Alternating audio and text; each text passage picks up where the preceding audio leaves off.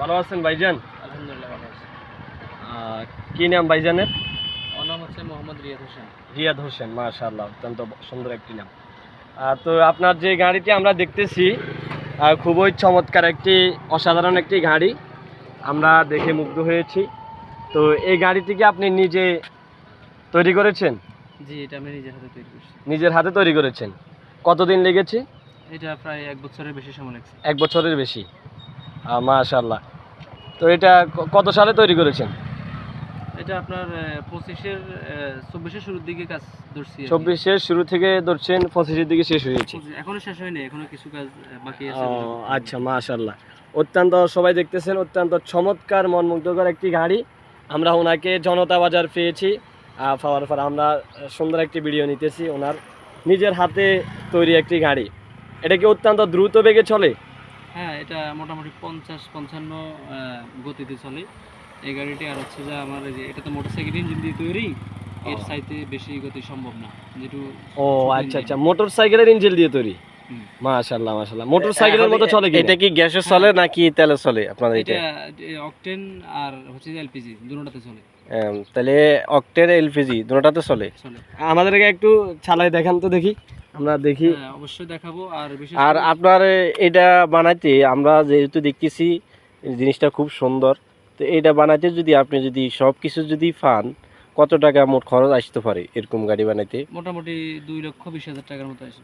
2,20,000 টাকার মধ্যে এই ধরনের গাড়ি বানাইতে।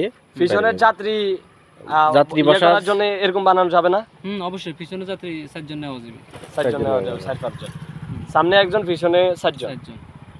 আচ্ছা, 6 সিটের গাড়ি আর কি এটা। 6 সিটের গাড়ি, মাশাআল্লাহ। আমরা কিছুদিন আগে দেখেছি আমাদের বাংলাদেশে নিউজ পেপার যারা রয়েছে, কালবালা, তারপরে আমার দেশ এবং এনটিভি, অনেকগুলো টিভি এই গাড়ি সম্পর্কে তারা বিস্তারিত দিয়েছিলেন। এই জন্য আমরা হঠাৎ করে সামনে পাইলাম, গাড়িটা ভিডিও করলাম এবং আপনাদেরকে শেয়ার করলাম। বেশি বেশি করে শেয়ার করব। এবং এরকম মেধা মানুষ আমাদের বাংলাদেশের মধ্যে আছে, এটা বাস্তব প্রমাণ। কিছু কিছু অনলাইনের মধ্যে আমরা দেখি, আমরা নমুনা দেখতেছি।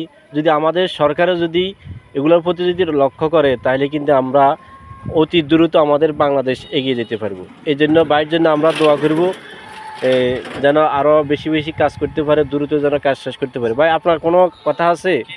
সরকারের কাছে কোনো কথা আছে? সরকারের কাছে আমার অবশ্য দাবি জি, যে আমাকে করা, সাহায্য করা।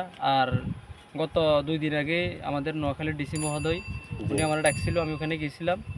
মাইজদি সার্কিট হাউসের পাশে একটা বিজ্ঞান মেলা আয়োজন ছিল, আমি ওখানে গেছি। উনি দেখছে গাড়িটা, উনি প্রদর্শন করছে আর আমার কিছু প্রশ্ন জিজ্ঞেসে আমি উত্তরও দিছি। এখন যদি উনি অবশ্য দয়া যদি করে, তাহলে হয়তো ভিন্ন কিছু অবশ্যই আপনারা দেখবেন। ইনশাল্লাহ আমরা অপেক্ষায় আছি, আপনার থেকে আমরা কোনো কিছু দেখব ভবিষ্যতে। এই জন্য আপনার জন্য শুভকামনা রইল, দোয়া রইল। বিশেষ হচ্ছে যে আমার এই মোটরসাইকেল এলপিজি কনভার্সন, এই জিনিসটা আমি বিগত 2 বছর আগ থেকে করি। হয়তো আমার প্রচারণা নাই বিধে হয়তো অনেকজনে জানে না। তো আপনারা যারা মোটরসাইকেল এলপিজি কনভার্সন করবেন, অবশ্যই আমার সাথে যোগাযোগ করবেন। আমার ঠিকানা হচ্ছে ঠিকানাটা জনতা বাজার, সুবর্ণচর, নোয়াখালী। ধন্যবাদ সবাইকে। আসসালামু আলাইকুম।